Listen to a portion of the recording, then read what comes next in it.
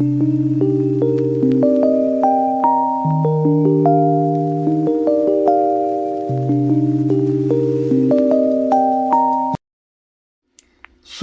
अपने माँ बाप का इकलौता बेटा था। उसकी माँ उससे बहुत प्यार करती थी। उन्होंने उसे अच्छे से पढ़ाया लिखाया। सुरेश अब बड़ा हो गया था। पढ़ लिखकर अब उसकी एक अच्छी सी नौकरी एक शहर में लग गई थी। कुछ दिनों के बाद उसके माँ बाप ने उसकी शादी एक सुंदर और सुशील लड़की से करा दिया। वो लड़की भी नौकरी करती थी। अब सुरेश और पत्नी दोनों जॉब करते हुए एक साथ ही शहर में बस गए थे। कुछ दिनों के पश्चात सुरेश के पिताजी भी अब इस दुनिया को छोड़कर चले गए, जिसके बाद उसकी माँ एकदम अकेली सी हो गई थी। वो गांव में अकेले ही रहती थी। जिसके कुछ दिनों के बाद सुरेश अपनी माँ को अपने साथ रहने के लिए शहर ले आया। जिसके बाद शहर में आकर सुरेश की माँ खुद को एकदम अकेले पाती थी। इस तरह उन्हें भी अच्छा नहीं लगता था। लेकिन एक माँ अपने बेटे की हमेशा खुशी ही चाहती है। सो धीरे धीरे वह शहर में रहना भी सीख गई थी।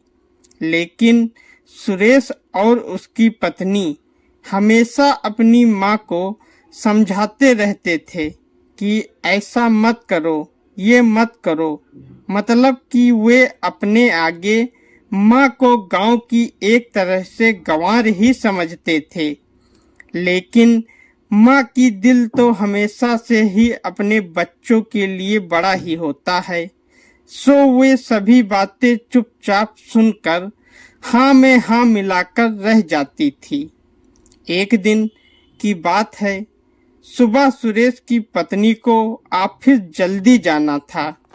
सो वह सब कुछ जल्दी से तैयार करके सुरेश का खाना पैक करके ऑफिस चली गई।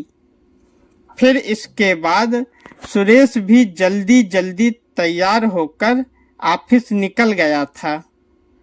फिर कुछ समय बाद सुरेश की माँ ने देखा कि उसका बेटा तो खाने का लंच बॉक्स घर पर ही भूल गया है।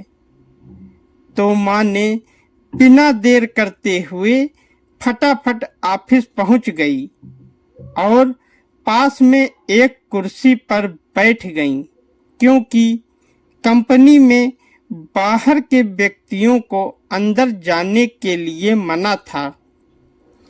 सो फिर बेटे को दिक्कत न हो इसलिए फोन न करके मैसेज किया। लेकिन सुरेश अपने काम में व्यस्त था।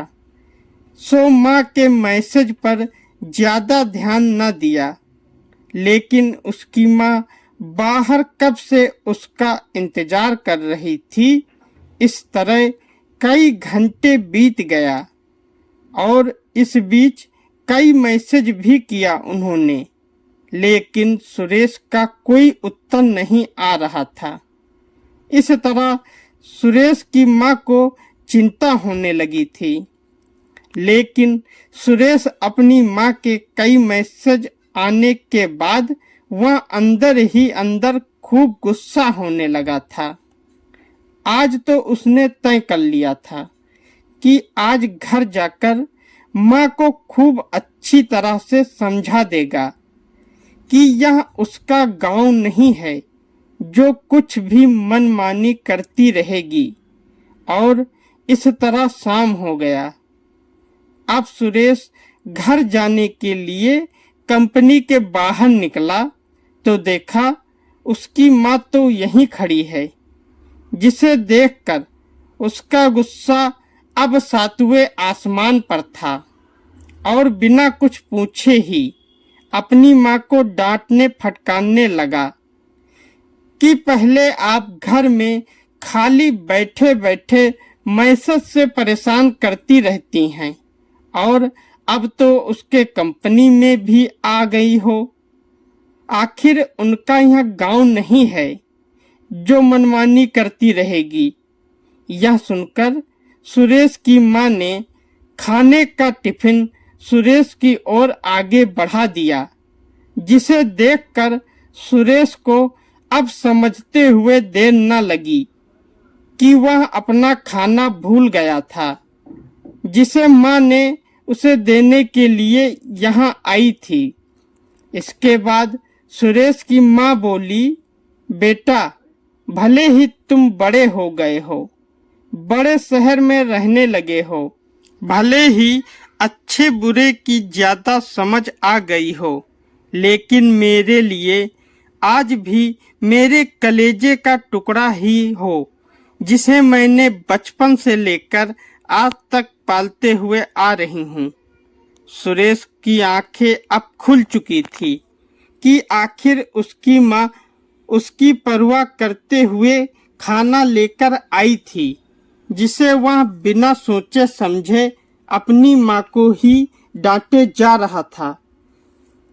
अब वह अपने किए हुए पर बहुत पछतावा कर रहा था, जिसे देखकर माँ ने उसे एक बार फिर से अपने गले लगा लिया और सुरेश अपनी माँ से गले लिपटकर रोने लगा और माँ से बोला, मुझे माफ कर दो माँ, मुझसे बहुत बड़ी गलती हो गई, मैंने आपका दिल दुखाया।